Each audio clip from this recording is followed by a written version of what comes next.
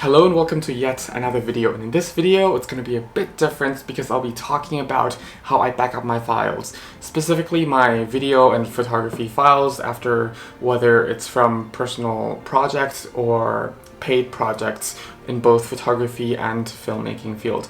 And essentially I will have different steps that to some people it might seem a bit of like too redundancy, to some people it might seem not safe enough, to some people it just seems a bit complicated. But this is just how I personally back up my files because I get asked a lot, not on my YouTube channel per se, but on like when I'm out there shooting for clients and they see me shooting a lot of footage, they usually ask me how I back up my files, and I thought it might be a nice video to share it with you guys as well on how I back up my files, in case some of you might find this video somewhat useful and might adopt or tweak a little bit of what I do to how you guys might back up your files. Anyway, into the video. So essentially right after I shoot, whether it's a photo shoot or filmmaking shoot or whatever, whether it's personal paid job, if I have time, I would definitely set up the camera, like connect the camera to the computer, whichever computer I have that have the software of my cameras, and then from there I can download all of the raw footage into the destination folder, and that is usually my first primary backup drive. And my primary backup drive is actually my portable hard drive, and there I just set my destination folder, and usually with Canon, for example, not really for my Fuji because they're not really Mac friendly, but especially for my Canon, it will create a date folder where each shot would to be like placed because accordingly to the time when it was taken, and that would be really nice because usually I remember like if I were to lose the photo, I would remember roughly which day or which part of the month that would be, and then I can just direct to that folder. And then I would also, on that drive, I would also create another folder in a different folder, of course. This is the folder regarding to project, like the name of that project, and then I would put all the raw photos into that folder, and then I would do the same with my permanent backup drive. So the secondary drive, that's usually just plugged in at my house in Germany, and then yeah, it would pretty much have all the raw footage that my external hard drive, the portable one, would have as well. So then I have two dual backups, and then from there I can just connect the camera to the computer again, or just take out the card and connect to the computer, or put it into the computer. If I want to work on that particular project, I will just import it to my projects folder, whether it's in my photo editing software or in my video editing software such as Lightroom or Final Cut Pro. And I would also do another backup of the project itself on my portable external hard drive, so that I always have the dual redundancy of both the raw thing on my computer and also the raw thing on my backup external portable hard drive. So in case anything goes wrong, in case anything gets corrupted, even though it's SSD, but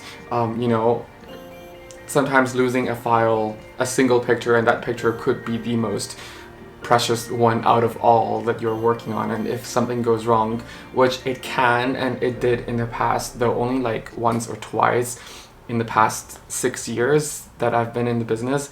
Well, I've been longer in the business, but within the past 6 years, it only happened about 2 times. But still, it's a really, really bad feeling to have it, and that's why I have these 3 backup procedures, which is 1 on the actual computer, 2 on my external portable hard drive, and 3 on my cloud. Well, I don't know if you really call it cloud drive kind of thing, but I would buy more storage on, let's say, Dropbox and Google Drive, just to have those photos up there. And also, well, not only photos but also videos. And also when I'm done with the project, I would do the same thing with final project folder. I just copy and paste in all these final projects, and also would upload it to my cloud storage, whether it's Dropbox or Google Drive.